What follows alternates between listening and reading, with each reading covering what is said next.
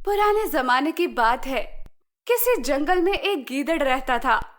एक दिन गीदड़ खाने की तलाश में मारा मारा फिर रहा था। वो दिन उसके लिए बहुत बुरा था। उसे दिन भर भूखा ही रहना पड़ा। वो भूखा और थका हारा चलता रहा, रास्ता नापता रहा। बिल आखिर दिन ढले, वो खाने की तलाश में एक शहर में जा पहुंचा। उसे ये भी एहसास था कि एक गीदड़ के लिए शहर में चलना फिरना खतरे से खाली नहीं है, लेकिन भूख की शिद्दत की वजह से ये खतरा मोल लेने पर मजबूर था। मुझे बहरहाल खाने के लिए कुछ न कुछ हासिल करना है, लेकिन किसी आदमी या कुत्ते से दो चार होना ना पड़े। अचानक उसने खतरे की बू महसूस की। कुत्ते भौंक रहे थे। वो जानता था कि वो उसके पीछे लग जाएंगे। वो डर कर भागा, लेकिन कुत्तों ने उसे देख लिया और उसके पीछे दौड़ पड़े। कुत्तों से पीछा छुड़ाने के लिए गीदड़ तेज भागने लगा, लेकिन कुत्ते उसके करीब पहुंच गए। गीदड़ जल्दी से एक मकान में घुस गया। ये मकान एक रंगरेज का था। मकान के सहन में नीले रंग से भरा हुआ एक टब रखा हुआ था। भागते हुए गीदड़ का पांव फिसला और वो नीले रंग से भरे उस टब में गिर गया। कुत्तों ने गीदड़ को ढूंढने की बहुत कोशिश की, मगर उसका कहीं पता नहीं चला। गीदड़ बुरी तरह घबराया हुआ था। वो उस वक्त तक टब में छुपा रहा जब तक उसे कुत्तों के चले जाने का यकीन न हो गया। फिर वो आहिस्ता आहिस्ता टब से बाहर निकल आया। गीदड़ ने देखा कि उसके पूरे जिस्म पर नीला रंग चढ़ गया था। वो परेशान हुआ कि अब क्या करे। उसने सोचा कि इससे पहले कोई आदमी या कुत्ता दोबारा देख ले, जंगल वापस चलना चाहिए। जल्दी जल्दी जंगल वापस आया। जिन जानवरों ने उसे देखा पहले तो डरकर छुप गए। उन्होंने उसे एक नया और अजीबोगरीब जानवर समझा, क्योंकि आज तक उन्होंने इस तरह का नीला जानवर नहीं देखा था। यहाँ तक कि दूसरे गीदड़ भी उसे बिल्कुल न पहचान सके। गीदड़ भांप गया कि सभी जानवर उसके इस नए रूप से डर रहे हैं। बस फिर क्या था, उसके दिमाग में एक तरकीब आई। वो चीख चीख कर जानवरों को पुकारने लगा। ठहरो, दम लो, कहाँ जाते हो? यहाँ आओ, मेरी बात सुनो।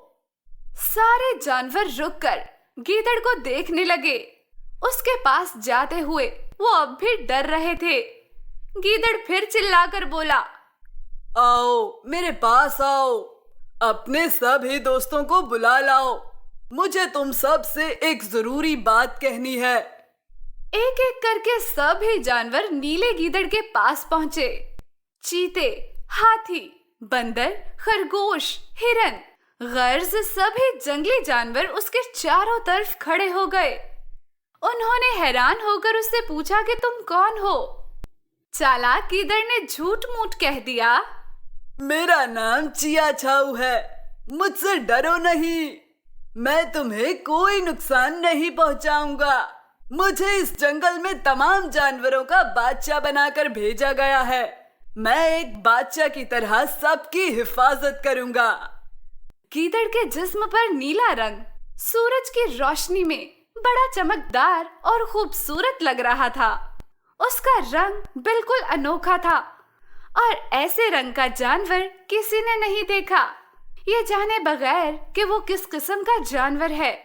सभी जंगल के जानवरों ने उसकी बात का यकीन कर लिया, उसे अपना राजा मान लिया। वो उसके सामने सर झुकाकर बोले कि हमें आपकी बादशाहत कबूल है, हम आपके हुक्म के मुंतजिर हैं। नीले गीदड़ ने कहा, तुम्हें अपने बादशाह की अच्छी तरह देखभाल करनी होगी।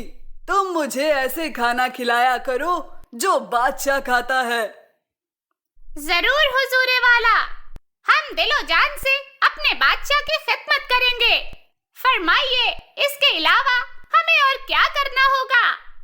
तुम्हें अपने बादशाह का वफादार रहना है, तभी तुम्हारा बादशाह तुम्हें दुश्मनों से महफूज रख सकता है। जंगल के जानवर इस गीदड़ के लिए किस्म किस्म के मजेदार खाने लाने लगे और इसकी खातिर मदारत करने लगे। गीदड़ अब बादशाह की तरह रहने लगा। गीदड़ को कहीं भी जाना होता तो वो एक हाथी पर बैठकर जंगल में निकलता।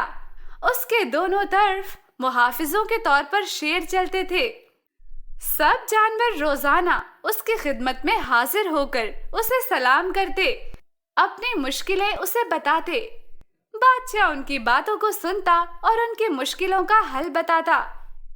एक दिन गीदड़ राजा तमाम जंगली जानवरों के साथ जंगल का मुआयना करने निकला और चलते चलते गीदड़ों की वादी के करीब पहुंचा तो उसे दूर से कुछ शोर सुनाई दिया।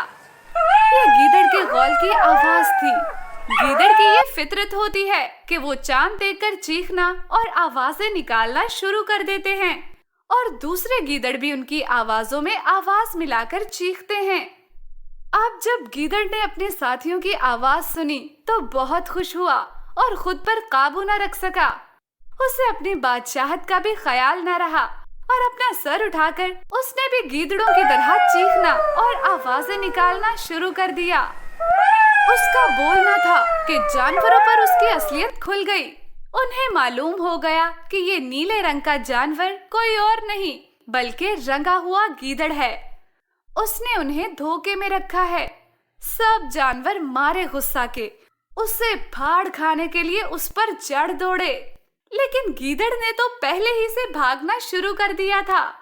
वो भागता गया तेज और आखिरकार सबकी पहुंच से बाहर हो गया और इस तरह उसकी जान बची।